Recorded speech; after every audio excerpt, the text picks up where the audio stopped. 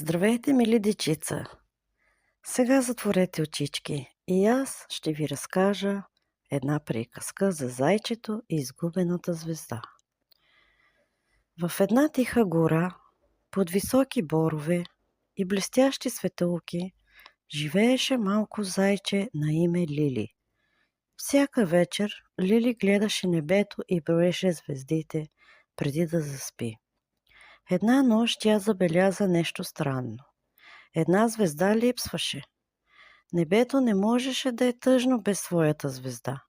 Помисли си Лили и тръгна да я търси. По пътя срещна мъдрата костенурка. Видя ли изгубената звезда, попита зайчето. Понякога звездите падат, за да ни научат да бъдем смели, отвърна костенурката. Малко по-нататък Лили срещна катеричката. Аз видях светлина до реката, каза тя и посочи с опашка натам. Край реката, между камъчетата, блестеше малката звезда. Тя трепереше и не можеше да се върне сама в небето. Лили внимателно я докосна с лапичка и прошепна. Не се страхувай, аз съм с теб. В този миг звездата заблестя силно.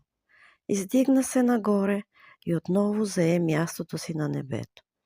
Цялата гора се освети, а Лили усети топлина в сърцето си. От тогава зайчето знаеше, че дори най-малките могат да вършат големи добрини. И всяка вечер, когато броеше звездите, една от тях и намигваше. Лека нощ, мили дечица! Сладко заспивайте!